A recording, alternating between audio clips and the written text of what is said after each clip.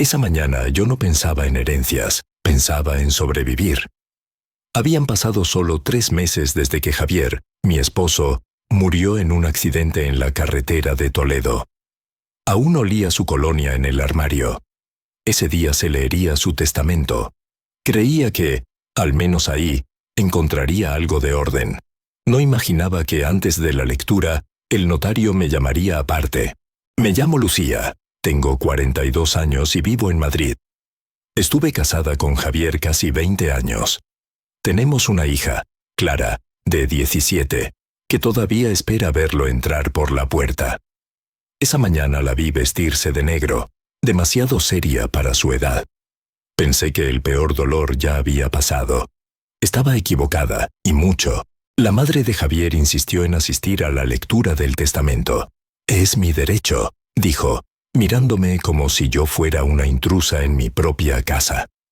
Su hermano Álvaro también confirmó que iría. Nunca le caí bien. Yo solo quería que todo terminara rápido. Entonces, el día anterior, sonó mi móvil con un número desconocido. Me quedé en silencio unos segundos. ¿Pasó algo con los papeles?, pregunté intentando sonar tranquila. Él dudó. Preferiría explicárselo en persona, murmuró. Noté que respiraba rápido, como si temiera elegir mal cada palabra. Acordamos vernos a las 10 en su despacho, antes de que llegaran los demás. Colgué con la sensación de que algo venía hacia mí. Esa noche casi no dormí. Repasé mentalmente todas las posibilidades, deudas, errores en la empresa, una casa que no estaba a mi nombre. Javier siempre había llevado las finanzas. Yo confiaba en él, quizá demasiado. Recordé sus viajes repentinos, sus tardes de reunión que terminaban tarde. Siempre había una explicación razonable. O eso quise creer. Al amanecer preparé café y encontré a Clara en la cocina. «¿Oyes lo del abuelo?», dijo, refiriéndose a mi suegra como siempre. Asentí. Dudé si contarle lo de la cita privada, pero me contuve. «Solo será un rato, cariño», le dije. Ella frunció el ceño. «Papá habrá pensado en nosotras», murmuró, casi ofendida por la duda que vio en mis ojos. A las 9:30 salimos de casa. Clara se fue en metro con una amiga hasta el centro. Quedaríamos directamente en la notaría. Yo tomé un taxi. Mientras avanzábamos por la Castellana, miré mi reflejo en la ventana. Ojeras, labios apretados. «No es más que un trámite», intenté repetirme. Pero la frase del notario no dejaba de resonar en mi cabeza. El edificio de la notaría estaba en una calle tranquila, cerca de Colón. Antigua fachada de piedra, puertas altas que parecían tragarse el ruido de la ciudad. Llegué antes de la hora. En recepción, una mujer amable me sonrió con profesionalidad. «El señor Gálvez la está esperando, señora», dijo. Me indicó un pasillo largo, demasiado silencioso para mi gusto. Toqué la puerta del despacho y escuché un adelante apagado. Al entrar, vi al notario de pie, junto a la ventana. Cerraba las persianas como si quisiera escondernos del mundo. Era un hombre de unos 60 años, traje oscuro, manos temblorosas. Me miró con una mezcla de respeto y culpa. «Señora Morales», dijo, «lo que voy a contarle puede cambiarlo todo». Me senté frente a su escritorio, intentando sostenerle la mirada. Él acomodó unos papeles, demasiado nervioso para ser solo un trámite. Conocí a su esposo hace muchos años. Empezó, buscando rodeos. Era un hombre decidido, a veces impulsivo. No estaba ahí para escuchar elogios. «Señor Gálvez, vaya al punto, por favor», dije, sintiendo la garganta seca. Suspiró, como quien salta al vacío. Su esposo otorgó un testamento hace 6 años. En ese documento, usted y su hija eran las principales herederas, explicó. Asentí. Eso encajaba con lo que siempre había imaginado. Pero hace 2 meses, continuó, vino de nuevo a mi despacho y firmó otro testamento, uno muy distinto al primero. Sentí que el suelo cedía. ¿Distinto en qué sentido?, pregunté, aunque temía la respuesta. Él entrelazó los dedos. En el nuevo documento, la distribución del patrimonio cambia casi por completo, dijo con cuidado. Noté un zumbido en los oídos. ¿Quiere decir que Javier me dejó sin nada? Susurré. No exactamente, respondió. Pero la mayor parte ya no está a su nombre ni al de Clara. Una parte de mí quiso creer que era por cuestiones fiscales, algo técnico. Entonces, ¿a nombre de quién está? Insistí. El notario tragó saliva. Tardó unos segundos en responder, como si cada sílaba pesara. De un menor, dijo al fin. Sentí un latigazo en el pecho. ¿Menor? Asintió. Su esposo reconoció a otro hijo, señora. Ese niño es ahora heredero principal. Me quedé inmóvil. El sonido del reloj de pared se volvió insoportable. Eso no puede ser, dije al fin. Javier no tenía más hijos. El notario bajó la mirada. Legalmente, sí los tiene, corrigió. El niño tiene 4 años. Su esposo firmó el reconocimiento de paternidad y, el mismo día, modificó el testamento. 4 años. El número empezó a taladrarme la mente. 4 años atrás Javier empezó a viajar más a Barcelona. Decía que eran asuntos de la empresa, que Álvaro necesitaba apoyo con un cliente importante. Yo estaba ocupada con Clara y con mi propio trabajo en la escuela. Recuerdo una discusión en la que le dije que se estaba alejando. Él abrazó mi hombro, cansado. Todo esto es por nosotras, aseguró. Yo quise creerle. Debe haber un error, insistí, aferrándome a la única salida lógica. Podemos comprobar pruebas, fechas, lo que sea. El notario negó despacio. He visto al niño, dijo. No es mi función juzgar, señora, solo certificar. Su frase me atravesó. Imaginé una cara pequeña, quizá con los ojos oscuros de Javier. Cada imagen que inventaba dolía más que la anterior. La rabia empezó a abrirse paso entre la incredulidad. ¿Desde cuándo sabía usted esto?, pregunté con un filo en la voz que ni yo reconocí. Desde que su esposo vino a firmar, respondió, firme pero afectado. Quiso dejar todo en orden. Solté una risa amarga. «En orden», repetí. Nada en mi vida se sentía en orden en ese momento. Todo parecía un teatro montado. Pensé en la lectura del testamento, en mi suegra sentada muy erguida, en Álvaro observándome, esperando cualquier gesto para atacarme. Los imaginé escuchando que Javier tenía otro hijo, uno oculto, y que casi todo iría para él. Me vi convertida, en segundos, en la esposa engañada a los ojos de todos. Sentí una mezcla de vergüenza y humillación anticipada. No la he llamado solo para informarle de la existencia del niño, continuó el notario, rompiendo mi espiral de pensamientos. Hay algo más. Abrió un cajón y sacó un sobre blanco, grueso, con mi nombre escrito a mano. Reconocí al instante la letra de Javier. Me pidió que le entregara esto 1 hora antes de la lectura. Explicó, solo a usted. El corazón se me disparó. Miré el sobre como si fuera un objeto peligroso. Parte de mí quería romperlo y otra quería quemarlo sin abrir. ¿Sabe lo que dice?, pregunté. No, respondió. Prometí no leerlo. Sus manos me lo extendieron por encima de la mesa. Sentí las yemas de los dedos entumecidas. Si lo abría, nada volvería a ser difuso. La mentira se volvería concreta, con palabras suyas. Rompí el borde del sobre con cuidado, casi con ritual. Dentro había varias hojas dobladas.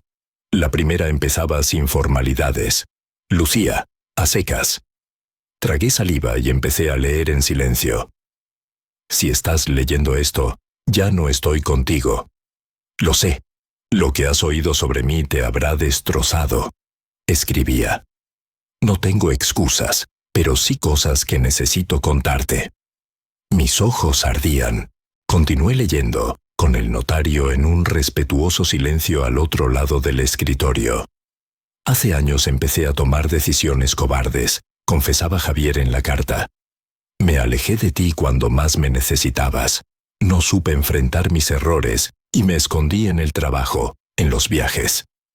Cada frase parecía arrancar un recuerdo dormido. Yo apretaba los dientes para no llorar.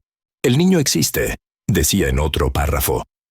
Ver esas 3 palabras escritas por él fue peor que escucharlas. No voy a adornarlo. Te traicioné. Y no solo a ti, también a Clara. Se me nubló la vista. Sentí el impulso de arrancar la hoja. Pero lo que hay en el testamento no es solo castigo ni capricho, añadía. Es también una forma torpe de intentar protegeros. ¿Protegernos? Dejé el papel sobre la mesa un momento intentando respirar. ¿Se encuentra bien, señora?, preguntó el notario. Asentí, aunque sentía el pecho oprimido. Dice que lo hizo para protegernos, murmuré, casi para mí. El notario frunció el ceño, intrigado. Tal vez continúe explicándolo más adelante, sugirió. Teníamos poco tiempo antes de que llegaran los demás. Volví a la carta. Álvaro no es el hermano que crees. Leí. Esa frase me hizo detenerme en seco.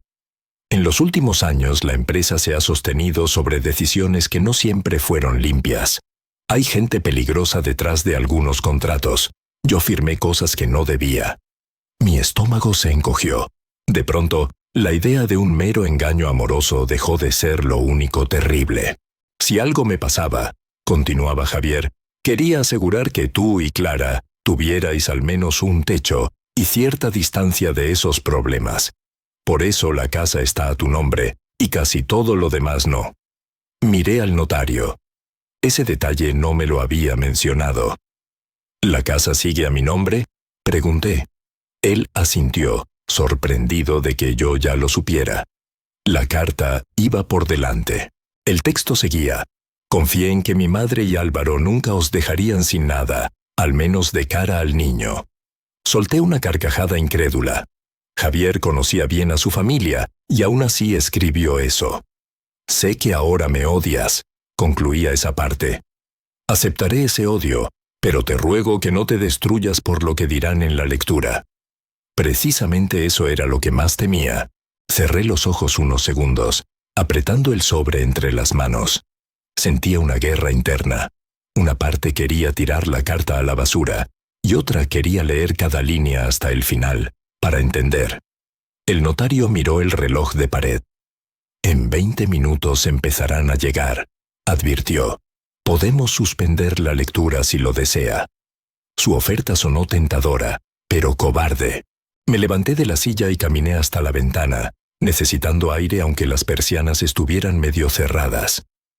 Madrid seguía su vida ahí fuera, ajena a mi catástrofe doméstica. Inspiré hondo. No, respondí al fin. No voy a esconderme ni a retrasar esto. Volví a sentarme, doblé con cuidado la carta y la guardé en el bolso. Estaba lista para escucharlo todo, o eso creía. Antes de salir del despacho, volví a abrir el bolso y rocé la carta. Había una frase que no dejaba de dar vueltas en mi cabeza. Álvaro no es el hermano que crees. Miré al notario. En la carta insinúa cosas sobre mi cuñado. Dije, ¿usted sabe algo más? Ernesto negó despacio. Solo sé lo que figura en los documentos, señora. Pero si su esposo escribió eso, tenía razones.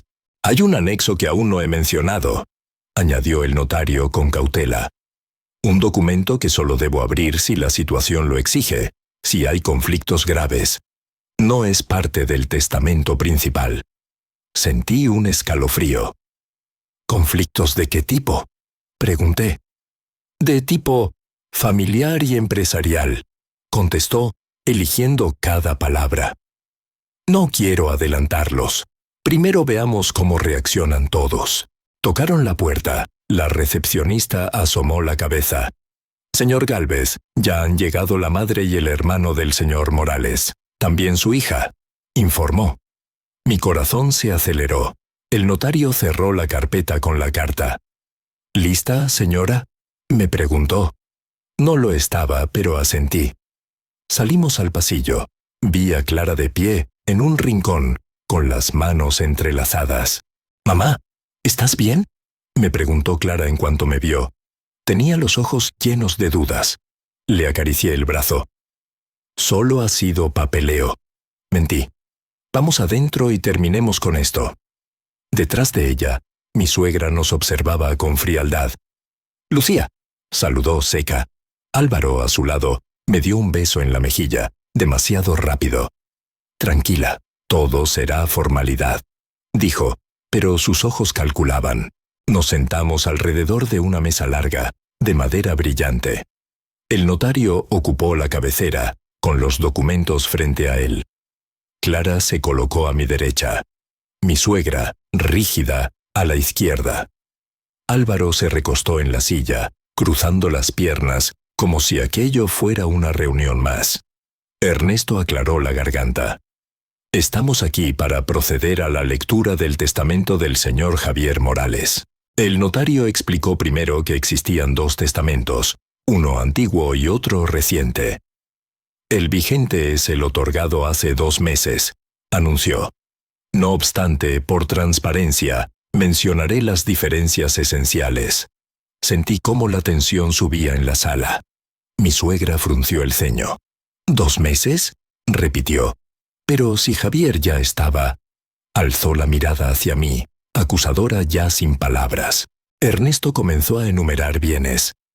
«La vivienda familiar de Madrid pasa en pleno dominio a la señora Lucía Morales», leyó. «Incluye mobiliario y enseres». Mi suegra chasqueó la lengua, disgustada.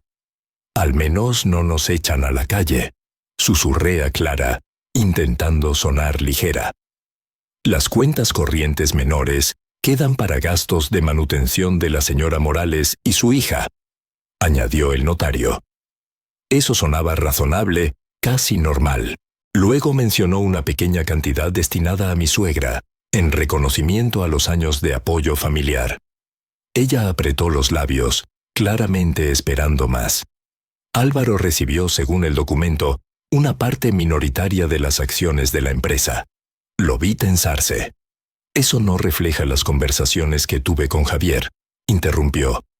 «Íbamos a repartir la empresa a partes iguales». El notario no levantó la vista.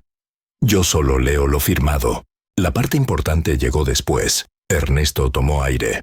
«El conjunto mayoritario de las acciones de la empresa, los derechos sobre la filial en Barcelona y determinados fondos de inversión se legan al menor Diego Morales». Hizo una pausa. «Hijo reconocido del testador». El silencio fue absoluto. Sentí que Clara se quedaba rígida a mi lado. Mi suegra abrió la boca, pero no salió sonido alguno. «¿Hijo?», susurró Clara, mirándome como si yo tuviera una explicación preparada. «Mamá, papá tenía otro hijo». Tragué saliva. Ese era el momento que más temía. «Me acabo de enterar igual que tú», respondí con la voz quebrada pero firme. Mi suegra reaccionó al fin. «Eso es imposible, Ernesto», dijo. «Si hubiera tenido otro hijo, lo habríamos sabido». «¿De dónde ha salido ese niño?». El notario mantuvo la calma. «El menor fue reconocido legalmente en esta notaría. La documentación está en regla», explicó. «No es cuestión de opiniones». Álvaro me miró fijamente. Había algo en su mirada que no era sorpresa pura, más bien incomodidad. «¿Tú sabías algo?», le pregunté, incapaz de callarme. Titubeó una fracción de segundo. «Claro que no», respondió. «Esto es un golpe para todos». «¿Y la madre del niño?», preguntó mi suegra indignada. «Necesito un nombre, un rostro. No voy a permitir que una desconocida se quede con el trabajo de toda una vida». El notario se aclaró la garganta. «Los datos completos están protegidos», dijo. «Solo puedo decir que reside en Barcelona y que el menor fue inscrito allí». La palabra Barcelona cayó como una piedra en mi estómago. Clara se llevó las manos a la cara. «No puedo creer que papá haya hecho esto», murmuró, al borde del llanto. «Todo este tiempo». Sentí la necesidad de abrazarla, pero ella se apartó un poco. Álvaro aprovechó el momento. «Lucía, tú estabas con él todos los días», dijo, con un tono envenenado. «Algo habrás notado. Quizá preferiste mirar a otro lado». Sus palabras insinuaban culpa, y dolían más porque yo misma me hacía esas preguntas. Me incorporé en la silla. «No me culpes por las decisiones de tu hermano», respondí, tratando de controlar el temblor de la voz. «Yo no firmé nada, Álvaro. Tú estabas con él en la empresa, viajando a Barcelona. Si alguien pudo saber algo, eras tú». Su mandíbula se tensó. «No mezcles negocios con esto», replicó. «Estamos hablando de algo personal». Pero noté que evitaba mi mirada. El notario levantó una mano, pidiendo silencio. «Hay un último apartado que el señor Morales quiso incorporar», anunció. «Una especie de mensaje para todos los presentes». Buscó entre los papeles y tomó una hoja diferente, con letra manuscrita. «Me pidió que leyera esto en voz alta», aclaró. «Escrito de puño y letra, pero con firma legitimada». Sentí cómo el aire se cargaba de anticipación. Ernesto empezó a leer. «Si están escuchando esto, es porque no supe arreglar en vida lo que rompí. A mi esposa y a mi hija les debo la verdad, aunque llegue tarde. A mi madre y a Álvaro les debo sinceridad sobre la empresa». Tragué saliva. He cometido errores graves en los negocios. Seguí consejos que no debía. Firmé contratos que ponen en riesgo más que dinero. La voz del notario continuó. «Si Álvaro insiste en ciertos acuerdos con los inversores de siempre, les pido que se mantengan lejos. Hay demasiadas cosas que no saben. No quiero que paguen por mis deudas morales y legales». Álvaro golpeó la mesa con la palma. «Basta», protestó. «Esto es una exageración». Javier dramatizaba cuando estaba cansado. La mirada del notario se mantuvo imperturbable. «Solo leo lo que él escribió», replicó Ernesto. «Puedo mostrarles la firma cuando terminemos», siguió leyendo. «No confíen ciegamente en nadie, ni siquiera en mi recuerdo. Hablen con Carolina, ella sabe qué documentos son peligrosos». Sentí un vuelco. Carolina había sido contable en la empresa, hasta que, de repente, renunció hacía un año. Nadie explicó bien su salida. Ahora, su nombre reaparecía como una sombra. Clara no aguantó más. Se levantó de golpe. «Necesito salir», dijo con la voz rota. La seguí con la mirada mientras abandonaba la sala casi corriendo. Pedí permiso con la mirada al notario, y él asintió. «Vaya», dijo. «Hacemos una breve pausa». Salí al pasillo. Clara estaba apoyada en la pared, respirando rápido. «No quiero escuchar más», sollozó. «Mamá, todo es una mentira». Me acerqué despacio. «Tu padre fue muchas cosas, pero no una mentira completa», respondí, sabiendo que caminaba sobre cristal. «Te quiso, eso sí lo sé.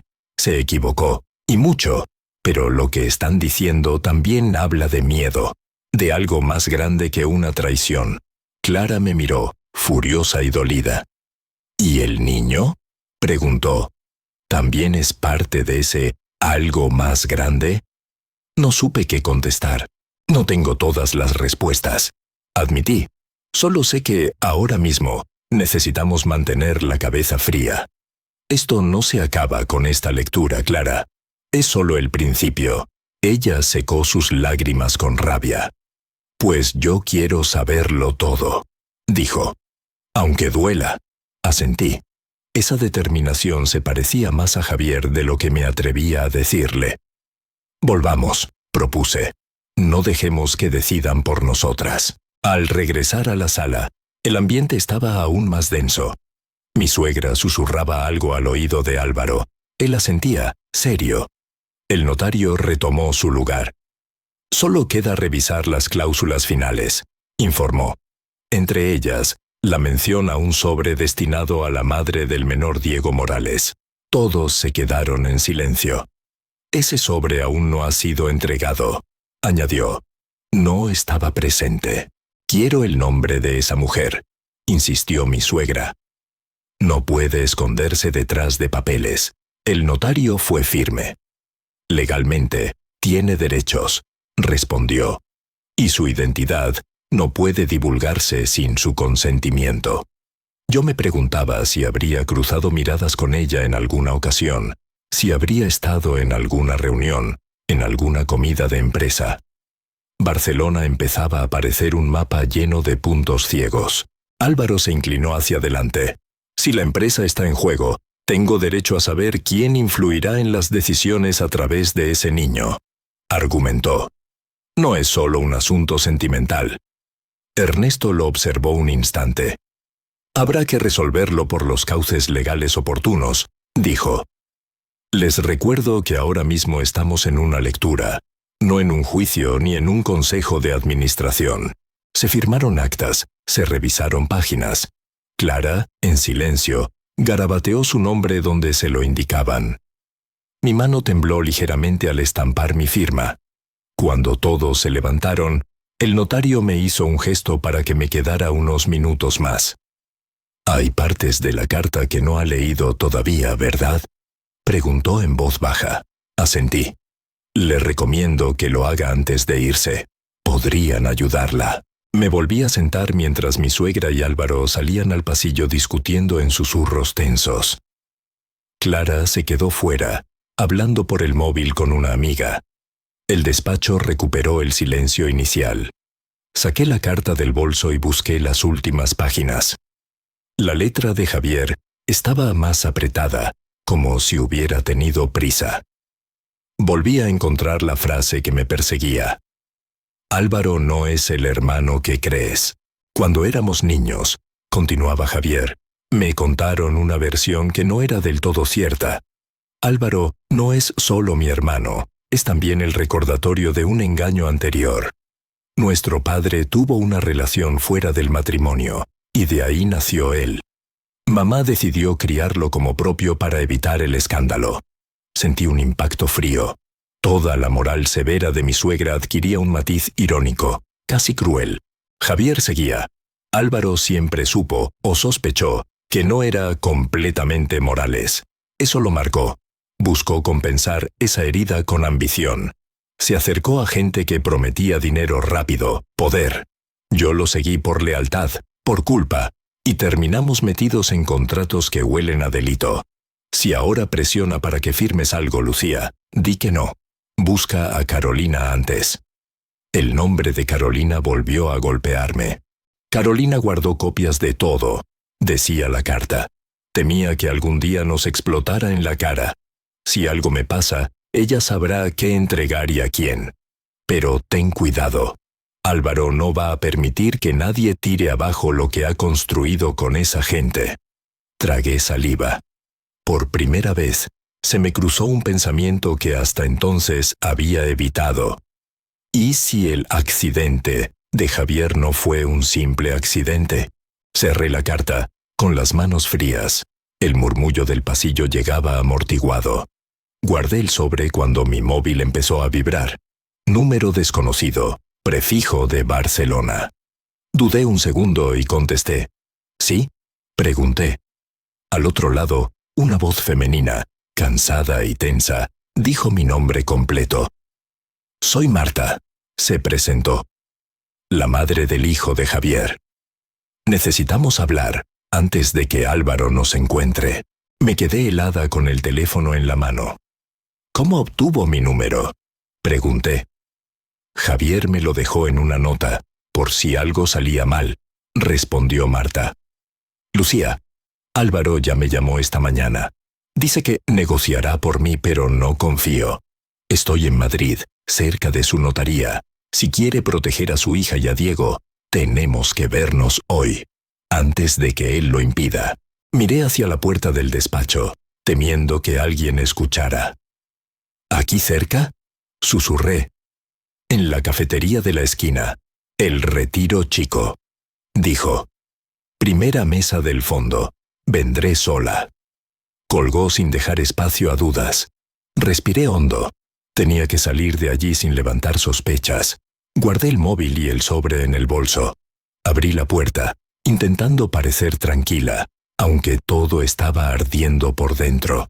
En el pasillo, Clara seguía al teléfono, más tranquila. ¿Todo bien?, me preguntó al verme.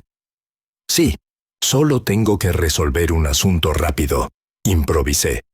Algo que tu padre dejó pendiente.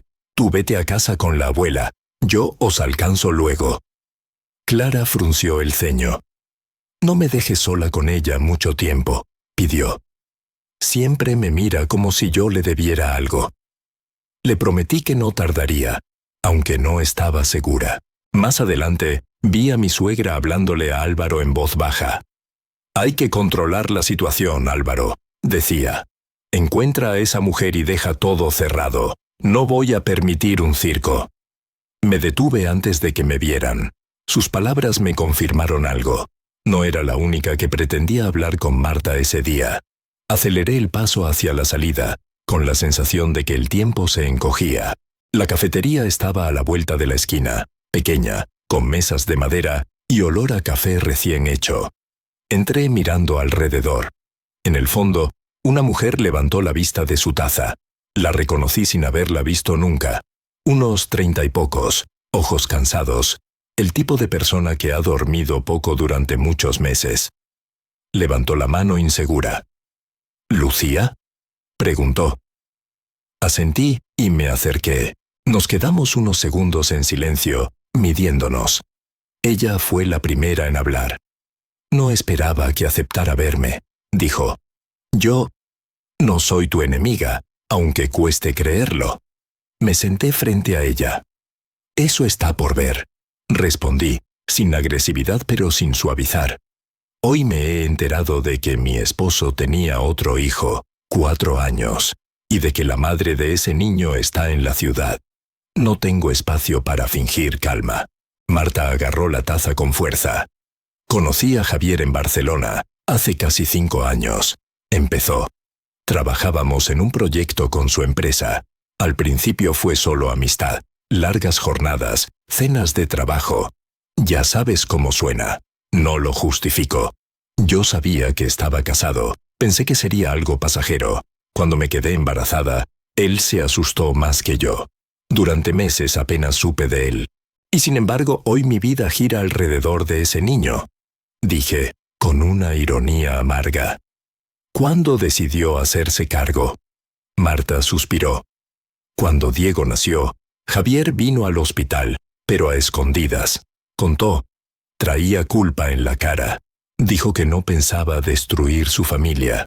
Acordamos que yo criaría a Diego sola, con una ayuda económica discreta. El reconocimiento legal vino después, cuando las cosas en la empresa empezaron a ponerse feas. ¿Feas cómo?, pregunté. Empezó a hablar de contratos turbios, de gente con la que no se puede jugar, explicó Marta. Decía que si algo le pasaba, quería que Diego estuviera protegido por la ley, no solo por sobres, y que tú y Clara tuvierais la casa lejos de esos asuntos. Lo oí repetir que Álvaro se estaba metiendo demasiado hondo. Su mirada se oscureció al nombrar a tu cuñado. Hace unas semanas, antes del accidente, vino a Barcelona muy alterado. Continuó. Me dijo que había discutido con Álvaro. Hablaban de pólizas, de seguros, de inversores que aprietan. Yo solo escuchaba nombres raros y números grandes. Al irse, me dejó una carpeta. Si algo me pasa, da esto a Lucía, me dijo. Yo me negué. Le dije que lo arreglara en vida. No tuvo tiempo. Ahora esa carpeta está aquí. Marta sacó del bolso un sobre azul, abultado. Lo dejó en la mesa, entre nosotras. Lo revisé por encima, por miedo, admitió. Hay copias de contratos, correos impresos, anotaciones de Carolina. Sé que tu cuñado no saldría bien parado si todo esto se hiciera público. Y tampoco algunos socios. Lo que no sé es en quién confiar. Álvaro me llamó, ofreciéndome gestionar la herencia de Diego a cambio de silencio. Me ardieron las mejillas. ¿Qué te pidió exactamente?, pregunté. Que firmara un poder para que él administrara todo lo que recibiera Diego, respondió. Prometió una renta mensual razonable y discreción total. Dijo que así nadie saldría perjudicado, incluida tu hija. Pero su voz sonaba más a amenaza que a oferta. Por eso vine. No quiero que mi hijo acabe atrapado en los mismos hilos que atraparon a Javier. Contuve el impulso de abrir el sobre en ese mismo instante. ¿Por qué debería creerte?, pregunté. Podrías haberte quedado en Barcelona y vivir de la herencia sin mirar atrás. Marta negó, con lágrimas contenidas. Porque Diego pregunta por su padre cada noche, dijo. Y yo fui la adulta irresponsable que aceptó una historia a medias. No quiero que crezca sobre una mentira más grande. Ni que tú quedes como la única culpable. Su sinceridad me desarmó un poco, pero no del todo. En la carta que me dejó, Javier habla de ti solo para decir que Diego no tiene la culpa de nada. Admití. De ti no dice casi nada. Eso también duele. Marta bajó la mirada. No me sorprende, murmuró. Yo era su huida, no su hogar. Pero me dijo algo sobre ti, Lucía, que eras más fuerte de lo que él merecía, que si entendías el cuadro completo, tomarías decisiones mejores que las suyas. Las palabras me golpearon en un lugar que no quería mostrar. Ahora mismo no me siento fuerte, reconocí. Me siento humillada, usada y encima responsable de proteger a un niño que me recuerda la traición de mi esposo. Pero no soy ciega. Si lo que hay ahí dentro prueba que Álvaro y esa gente están jugando sucio, no pienso dejar que Clara quede en sus manos. Ni Diego. Abrí por fin el sobre azul. Dentro había copias de contratos con empresas en paraísos fiscales, correos impresos con encabezados de ajustar cifras y no dejar rastro. Reconocí la firma de Javier en varias hojas y la de Álvaro en otras. También, en una esquina, la inicial C, presumiblemente de Carolina. En un correo, Javier escribía: No estoy cómodo con esto. Si algo sale mal, ellos irán a por mi familia. Esa frase me atravesó el pecho. Entre los papeles había un informe más ordenado, con el estilo de una profesional. En la primera página podía leerse: Resumen de operaciones de riesgo, elaborado por Carolina S. Marta señaló un párrafo. Aquí explica qué contratos podrían considerarse delito, dijo. Y nombra a 2 inversores que Javier temía especialmente. Uno de ellos era el que insistía en aumentar el seguro de vida de tu esposo. Todo empezaba a dibujar otro tipo de peligro. Carolina desapareció del mapa hace un año, comenté. En la carta, Javier dice que la busque. ¿Sabes dónde está? Marta asintió con cautela. Se quemó con todo esto. Cambió de ciudad, de trabajo, casi de nombre, explicó. Pero mantuvimos contacto. Me dijo que, si Javier moría de forma sospechosa, alguien iría a buscarla. Me dio un correo cifrado y un número que solo debía darte a ti. No a Álvaro, no a nadie más. Me deslizó un papel doblado con una dirección y un extraño usuario de correo. Sentí que estaba entrando en un terreno que sobrepasaba cualquier drama familiar. ¿Te das cuenta de lo que implica esto?, pregunté. No es solo una infidelidad ni una herencia injusta. Es posible que Javier no muriera solo por mala suerte en una curva. Marta asintió, con los ojos vidriosos. Por eso te llamé. Sola no puedo enfrentar esto. Estuve a punto de decir que yo tampoco. Pero pensé en Clara firmando papeles sin entender, en mi suegra dispuesta a culparme de todo, en Álvaro ofreciendo rentas razonables a cambio de silencio. Cerré el sobre azul y lo guardé en mi bolso junto a la carta. De momento, nadie debe saber que nos hemos visto, dije. Ni mi suegra, ni Álvaro. Menos aún esos inversores. Ya nos vigilan bastante sin saberlo. En ese momento, mi móvil vibró de nuevo. Era Clara. Contesté.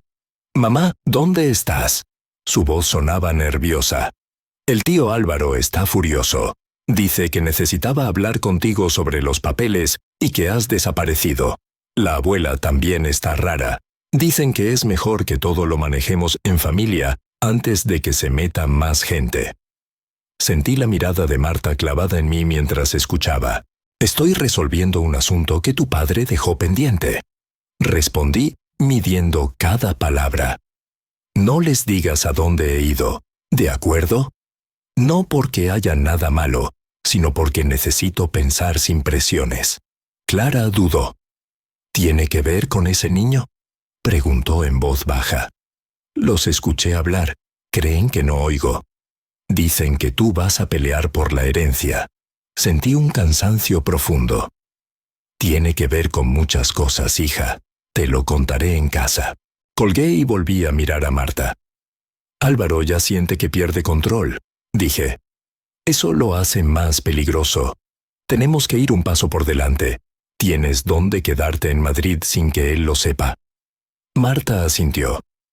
Estoy en un hostal, a nombre de otra persona, explicó. Carolina me enseñó algunos trucos básicos para no dejar rastro visible. No es una vida que quiera, pero ahora mismo es la más segura para Diego. Al salir de la cafetería, me fijé en un hombre que hojeaba un periódico sin pasar de la misma página. Traje oscuro, auricular casi oculto. Su mirada se cruzó un segundo con la mía y, aunque fue fugaz, sentí un pinchazo en el estómago. No dije nada a Marta, pero aceleré el paso. Nos separamos en la esquina, ella hacia el metro, yo de vuelta a la notaría, fingiendo normalidad donde no quedaba nada normal. Al llegar al edificio, Álvaro me esperaba en la puerta con los brazos cruzados. «Te has ido sin avisar», dijo, sonriendo sin alegría. «La abuela y Clara ya se fueron. Pensé que querrías hablar conmigo. Tenemos muchos detalles que aclarar». «Yo también lo creo», respondí, «pero no aquí, no ahora». «Mientras antes mejor», insistió. «Hay decisiones que no pueden demorarse. Los socios quieren seguridad, y yo también». Subimos de nuevo al despacho, esta vez solo nosotros y el notario. Ernesto nos miró con cautela. Álvaro no perdió tiempo. «Lucía debería firmar un poder para que yo gestione las acciones de Diego», propuso. «Nadie quiere verla a ella mezclada en asuntos de empresa. Bastante tiene con su duelo». La frase, disfrazada de preocupación, sonaba a encerrona. El notario carraspeó. «Es una decisión importante, señora», advirtió. «No hay prisa legal». Miré a Álvaro. Recordé las firmas en los contratos del sobre azul, las advertencias de Javier. «No pienso firmar nada hoy», dije despacio. «Ni mañana. Quiero revisar con calma lo que hay, hablar con un abogado independiente y, si hace falta, con las autoridades». Álvaro apretó los labios. «Estás exagerando», dijo. «Esto puede resolverse entre nosotros. Meter abogados y jueces solo traerá problemas. Para todos». Y subrayó, «para todos». «Los problemas ya están aquí», respondí. «Solo que algunos prefieren taparlos con papeles nuevos. Si Javier dejó las cosas como las dejó, algo temía. No voy a repetir sus errores». El notario se removió incómodo, pero no intervino. Álvaro se levantó, dando por terminada la conversación. «Haz lo que quieras, Lucía», dijo. «Pero recuerda que la empresa también es el futuro de Clara. No destruyas lo poco que queda por orgullosa». Esa noche, en casa, Clara me esperaba en el sofá, con las luces apagadas. Encendí la lámpara y vi sus ojos rojos. «¿Fuiste a ver a la madre del niño?», preguntó sin rodeos. No tenía sentido seguir mintiendo. Me senté a su lado. «Sí», admití. «Se llama Marta. Tu padre cometió muchos errores, Clara, pero también estaba metido en cosas peligrosas. Lo de la herencia no es solo una injusticia, es una forma de proteger de forma retorcida». Clara escuchó en silencio mientras le contaba lo esencial. Los contratos turbios, las amenazas veladas, Carolina, el sobre azul sin entrar en detalles demasiado técnicos. «¿Y ahora qué hacemos?», preguntó al final. «No quiero el dinero de algo sucio. Pero tampoco quiero que un niño que no conoce nada de esto lo pague todo. La miré con un pinchazo de orgullo. Primero, encontrar a Carolina, dije, y luego, decidir juntas qué hacer. Cuando Clara se fue a dormir, abrí de nuevo la carta. Había una postdata que antes apenas había mirado. Si todo se complica, escribe a Carolina usando la frase «revisar el cierre del ejercicio». Ella entenderá que viene de mí. Sentí un escalofrío. Tomé el papel con el correo extraño que me dio Marta. Era hora de usarlo. No podía seguir esperando a que otros decidieran por nosotras. Encendí el portátil en la cocina, con las luces bajas. Clara apareció en pijama. «Quiero estar», dijo cruzándose de brazos. «No me vuelvas a dejar fuera». Dudé un segundo, pero cedí. Redactamos juntas el mensaje, nos presentamos, mencionamos a Javier, al cierre del ejercicio y al informe que ella había preparado. Antes de enviar, Clara respiró hondo. «Si no responde, sabremos que estamos solas», susurró. El clic de enviar sonó más definitivo de lo que esperaba. Cerré el portátil, pero no pude dormir. Me levanté varias veces a mirar si había respuesta. Nada. A las 6 de la mañana, con ojeras profundas, volví a la pantalla. Un nuevo correo, sin asunto, nos esperaba. El remitente era una dirección rara, pero el nombre mostraba CS. Mi corazón empezó a latir con fuerza mientras lo abría. El hecho de que usen esa frase significa que Javier está muerto. Empezaba el mensaje. No era un saludo. Necesito verificar que quien escribe es Lucía y no Álvaro. En 1 hora la llamaré a este número desde un móvil prepago. Si alguien más escucha, cuelgo. Si mencionan a los socios de siempre, cuelgo. No subestimen lo que está en juego. La seriedad de esas líneas cortas me dejó helada. 1 hora puede ser larguísima. Mientras esperábamos la llamada, mi suegra marcó mi móvil. No contesté. Insistió 3 veces, luego envió un mensaje. «Álvaro y yo hemos hablado. Lo más sensato es que dejes que él lleve todo. No compliques las cosas. Piensa en Clara». Leí esas frases como si vinieran de otro idioma. Justo entonces entró una llamada desconocida. Miré a Clara. Asintió, en silencio. «¿Lucía?» La voz al otro lado era firme, sin adornos. «Sí. Estoy sola con mi hija», respondí. «Entonces habla tú», pidió. «Dime algo que solo Javier te diría cuando se sentía culpable». Cerré los ojos. Se tocaba el puente de la nariz y decía, «Dame 10 minutos y te lo explico mejor mañana». Contesté, y luego se dormía en el sofá. Escuché una breve risa amarga. «Eres tú», admitió ella. «Podemos hablar». Carolina no perdió tiempo. Javier me pidió que hiciera un resumen de las operaciones más peligrosas, explicó. Me negué a encubrirlas. Cuando vio que podía hundirse con Álvaro, me pidió que dejara la empresa. A cambio, preparé 2 cosas, el informe que tienes y un acta notarial sellada. ¿Un acta con Ernesto Gálvez?, pregunté. Exacto.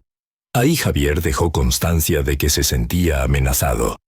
Ese debe ser el anexo del que te habló. ¿Amenazado por quién?, preguntó Clara pegada al altavoz. Hubo un silencio breve. Por los inversores, y en parte por Álvaro, que se empeñaba en seguirles el juego, dijo Carolina. No digo que quisiera matarlo, pero sí que estaba dispuesto a todo para salvarse. Y ellos no se andan con delicadezas. ¿Crees que el accidente? Empecé. Creo que hubo demasiada casualidad junta, respondió, y que la póliza de seguro no era un detalle menor. Carolina nos explicó que, meses antes del accidente, una aseguradora había ofrecido a Javier una póliza de vida muy alta, vinculada a ciertos contratos. No quería firmarla, pero Álvaro insistió. Añadió. Decía que era lo normal a ese nivel. Cuando me despedí, Javier me confesó que si un día moría en circunstancias raras, posiblemente alguien estaría cobrando por ello. ¿Quién es el beneficiario?, Pregunté con la garganta seca. Carolina dudó. Eso no lo sé al 100%, dijo. He visto borradores donde aparecían la empresa y un fideicomiso a favor de un heredero menor. No mencionaban nombres, solo códigos. Necesitan acceder a esa póliza. Puede que el anexo tenga pistas, o puede que Ernesto sepa más de lo que cree. Él parece honesto, murmuré. La honestidad no siempre basta cuando el miedo entra en juego, respondió Carolina, cruda. Quiero verlas en persona, continuó. Hay cosas que no diré por teléfono ni por correo, pero no en Madrid. Demasiados ojos. ¿Pueden venir mañana a Alcalá? Conozco una cafetería discreta cerca de la estación. Miré a Clara. Asintió con determinación. Iremos, respondí. Pero antes debo avisar a alguien más. ¿A Ernesto?, preguntó Carolina. Y a Marta, dije. No voy a tomar decisiones que afecten a Diego sin su madre. Tras colgar, llamé a Marta. Le conté lo esencial, la llamada de Carolina, el anexo, la posible póliza. Sabía que Javier estaba asustado, pero no así. Susurró. Iré a Alcalá. No puedo seguir escondiéndome en un hostal mientras otros mueven hilos. Solo te pido una cosa. Si todo esto explota, que Diego no quede como el hijo del escándalo. No respondió a una infidelidad. Respondió a la cobardía de los adultos. Luego llamé a Ernesto.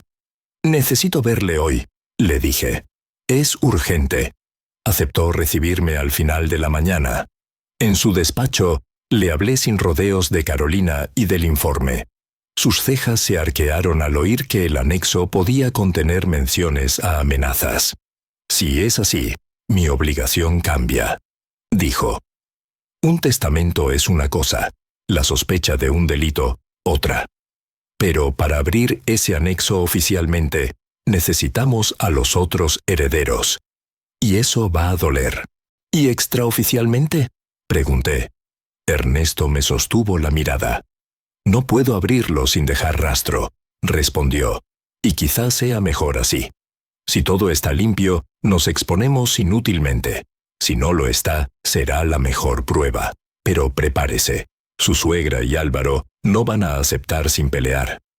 Solo aceptarán si sienten que es inevitable, o si alguien con autoridad los obliga. Pensé en jueces, fiscales, palabras que hasta entonces me resultaban lejanas.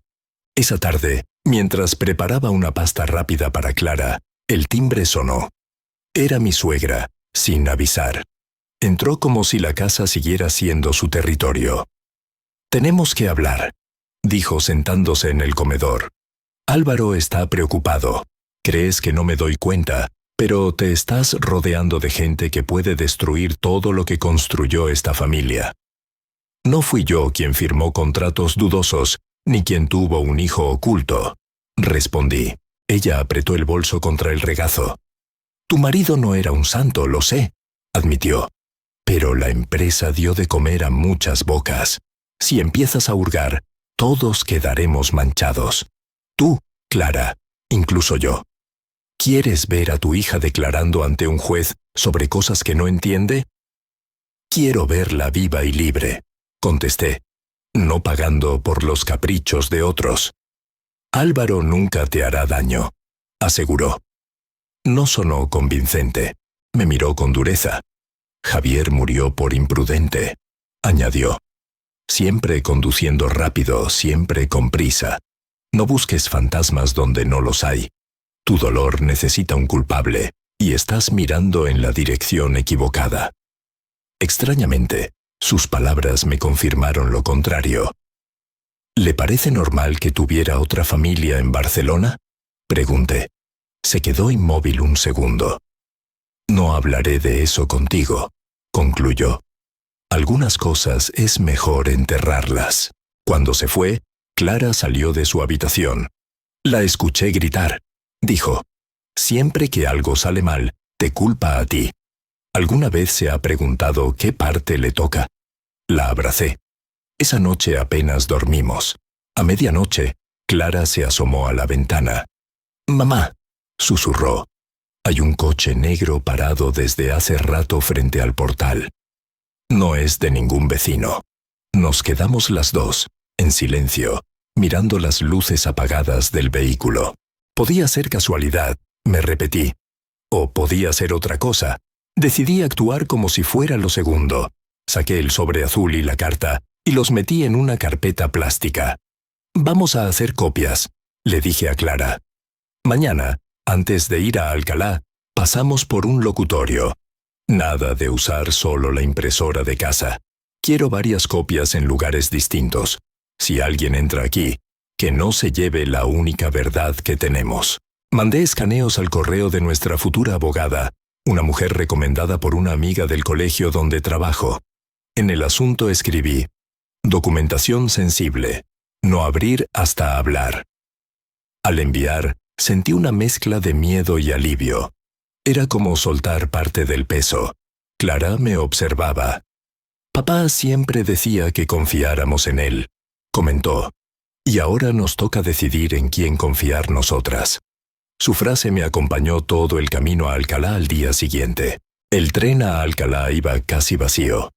Clara miraba por la ventana. Marta nos esperaba en la siguiente estación. Yo llevaba la carpeta pegada al pecho, dentro del bolso.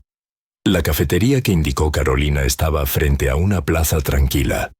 Cuando llegamos, Marta ya estaba allí, con gesto tenso. A los pocos minutos, una mujer de unos 40, pelo recogido y gafas sencillas, se acercó a nuestra mesa. «Soy Carolina», dijo. No se parecía a la imagen que yo tenía de una testigo clave. Parecía más bien una profesora cansada. «Gracias por venir», dije. «No lo hice por Javier», respondió. «Lo hago por ustedes y en parte por mí. He vivido un año escondiéndome de mi propio pasado laboral». «¿Qué tanto hay que temer?», preguntó Clara. Carolina se sentó despacio. «Digamos que, si todo sale a la luz, habrá gente muy poderosa con ganas de silenciar bocas». Abrió su bolso y sacó una memoria USB. La dejó sobre la mesa, sin tocarla demasiado. «Aquí están los originales cifrados de todo lo que imprimí para el informe», explicó. «Contratos, correos, borradores de pólizas, incluso grabaciones de algunas reuniones». «¿Grabaciones?», pregunté sorprendida. Cuando vi por dónde iba todo, empecé a grabar algunas conversaciones clave. Dijo: «Javier no lo supo al principio. Luego lo aceptó. Dijo que quizá algún día lo agradecerían». Marta la miraba con mezcla de admiración y temor. «¿Crees que el accidente fue provocado?», le preguntó directa. Carolina respiró hondo. «Lo que creo es que 2 días antes, Javier me llamó asustado», contestó. Dijo que había discutido con Álvaro porque quería echarse atrás en un contrato de transporte. Uno de los socios le recordó lo mucho que dependía de que siguiera respirando. Usó esas palabras, y luego, casualmente, el coche se salió en una curva bien conocida. La sangre se me heló. «¿Has dicho transporte?», pregunté. Asintió. «Entre los inversores hay una empresa de logística que también tiene talleres y grúas», explicó. «Fueron los primeros en llegar al lugar del accidente, según el parte. Casualidad quizá. Pero demasiadas casualidades juntas acaban pareciendo guión». «Y la póliza», añadió. «Sin verla, no hay prueba directa, pero encaja demasiado bien. Murió justo cuando más dinero había en juego». «¿Por qué no fuiste a la policía?», preguntó Clara, con una mezcla de reproche y curiosidad. Carolina bajó la mirada. «Porque tenía miedo», admitió. «Y porque yo también firmé algunas cosas, aunque luego intenté corregirlas. No soy inocente del todo. Si me sentaba frente a un fiscal sin respaldo, podían convertirme en chivo expiatorio. Esperé. Y, sí, también confié en que Javier se atreviera a romper con ellos. No llegó a hacerlo. Respiré hondo. «No podemos seguir esperando», dije. «Álvaro ya intenta que firme poderes. Mi suegra insiste en taparlo todo, y alguien nos vigila. Necesitamos un plan. Carolina asintió. Primero, asegurar la documentación. Notario, abogada, quizá un fiscal especializado en delitos económicos, propuso. Segundo, presionar a Ernesto para abrir el anexo con todos presentes. Yo puedo estar fuera de la sala, pero cerca, por si hace falta confirmar algo. Marta intervino. Y tercero, proteger a los niños, añadió. Diego y Clara no pueden verse arrastrados por esto en los periódicos. Si vamos a denunciar, que sea con estrategia. He visto casos en los que la prensa destroza a las víctimas, mientras los verdaderos culpables se esconden detrás de tecnicismos. Carolina asintió. Conozco a una periodista seria, comentó. Solo si las cosas se tuercen. A veces la luz pública protege más que el silencio. De regreso a Madrid, el tren iba más lleno, pero yo apenas veía a la gente. Repasaba mentalmente cada pieza, el anexo, las grabaciones, la póliza, Álvaro, los socios. Clara apoyó la cabeza en mi hombro. ¿Crees que papá quería de verdad cambiar las cosas? Preguntó en voz baja. Pensé en su carta, en sus miedos, en su cobardía y sus intentos tardíos. Creo que se dio cuenta demasiado tarde, respondí. Ahora nos toca a nosotras terminar lo que empezó. Al llegar a casa, encontramos un sobre sin remitente bajo la puerta. Lo abrí con cuidado. Dentro había una foto impresa, Marta y yo entrando en la cafetería el día anterior, tomadas desde la calle. Detrás, una nota manuscrita.